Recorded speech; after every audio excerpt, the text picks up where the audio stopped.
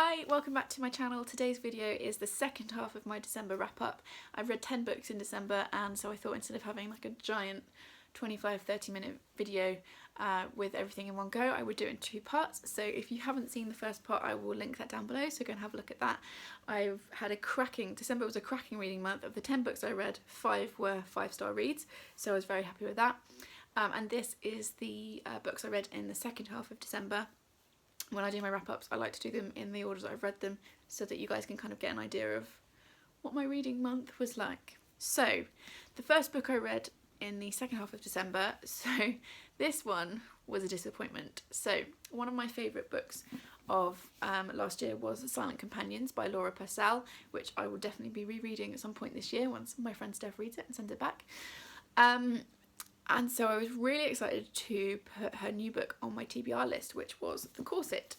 And unusually for me, because I'm a bit tight, I actually bought the hardback as soon as it came out because I was really excited to read it and get back into her writing. And it is beautiful. Look at this beautiful cover.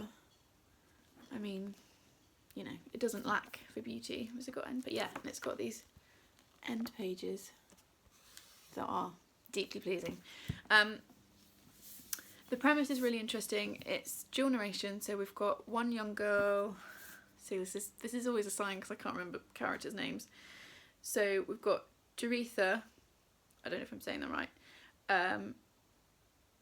Maybe it's just better if I just read you the blurb. So Doretha and Ruth, prison visitor and prisoner, powerful and powerless. Doretha Truelove is young, wealthy, and beautiful. Ruth Butterham is young, poor, and awaiting trial for murder. So basically, Doretha goes to visit Ruth in prison as part of her charitable works, and Ruth tells her the story of how she ended up in prison and what she's been accused of.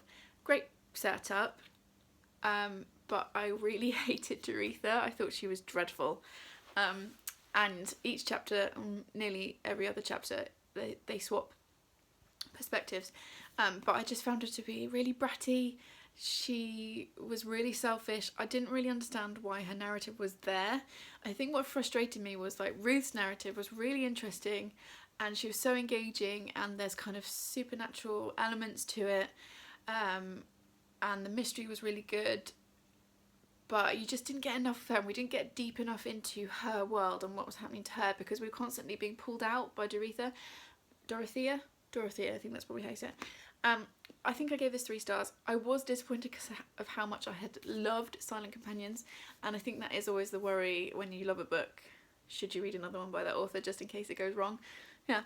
I've had the same dilemma this month in January, and thankfully it worked out well, which you'll see in my January wrap up. So yeah, this one, if I'd read this one first, maybe it would have been a 4-star. But I didn't. I read it second, and I couldn't stand one of the protagonists, so it was a 3. So there we go. But it's pretty. It will look nice on my shelves. Right, the next book that I read was the final book in a trilogy, which I started in 2018. So unusually for me, I read a whole trilogy in a year. I don't usually do that, which shows you how much I absolutely adore this author's writing, and I'm definitely going to look at what else she's written.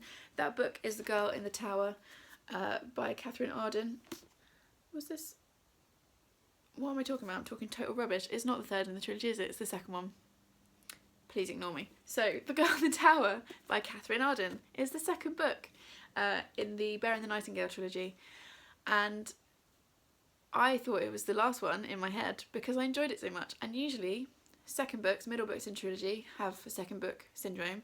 I usually don't like them. They're usually just fillers. You're usually just waiting for the third one when it's all going to kick off. This was not the case.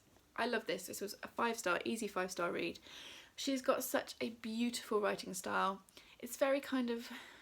reminds you of like fairy tales and folklore, but not in an old-fashioned way.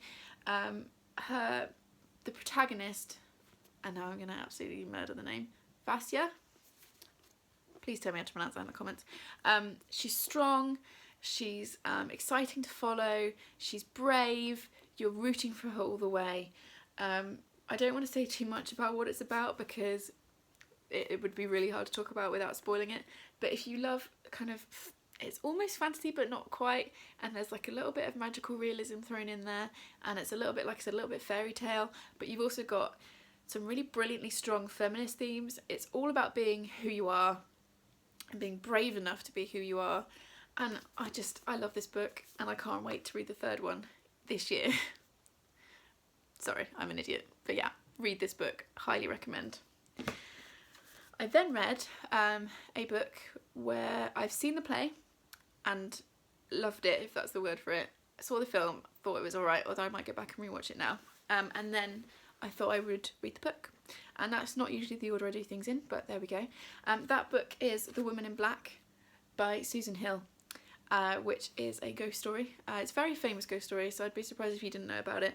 I saw the stage play in Bath, must be about 8 years ago, with my friend Steph, who likes to scare me because she thinks it's funny, so she didn't really tell me very much about what it was about, and I absolutely screamed my head off in the theatre. I've seen it a couple of times since, and it is still terrifying. There's a film with Daniel Radcliffe, which, like I said, is okay. This was amazing. This was an easy 5-star again. It's very short. I read it in an afternoon, I think. Again, beautiful cover. And pleasingly, because it's the vintage edition, it actually matches my copy of Rebecca by Daphne du Maurier, which is upstairs on my to-read pile, which, you know, it's the little things in life. This, in case you don't know, tells the story of a guy called Arthur Kipps who has to go to this very secluded house, which is on an island in the middle of nowhere, because he's a lawyer. His client's died. He's got to go and sort out her paperwork. And when he's there, he encounters the Woman in Black. I'm not going to say any more than that, just in case you haven't seen it. But it's a ghost story. It's terrifying, and rocking chairs have been ruined for me for the rest of my life. And that is all I will say. Read it. It's fab, and I will probably reread it at some point this year. Next was my second Roxane Gay book of the month, which was Hunger, which is her second memoir. I read the first one 2017, and then I read a couple of other books in 2018, including her non-fiction. This was tough to read. I did give it 5 stars, I think. This is one of the 5-star books. It was tough to read because she talks all about her body. She talks about, obviously, eating and food. She talks about she was sexually assaulted when she was very young. She talks about that in great detail, so you should be aware of that before going into this. And like I say, with all of her other books, I just cannot look away when I'm reading her writing. It's uncomfortable. You can't really say you enjoy it because it's uncomfortable to read, but that, I think, is a good thing. I think sometimes you need to read things that make you uncomfortable. And I came away from this, I like to think that I'm fairly switched on and aware of myself and the impact that I have with the people around me, but I was a lot more aware of the things that I've been programmed to think automatically. So that automatic thought when you see someone, and then you, what I do at least, correct yourself. So I was a lot more aware of that, and it's very raw, this book. I would very much recommend it though. I think it's something that everyone should be reading and be aware of. And yeah, like I said, you can't really say you liked it. I appreciated it. So there's that.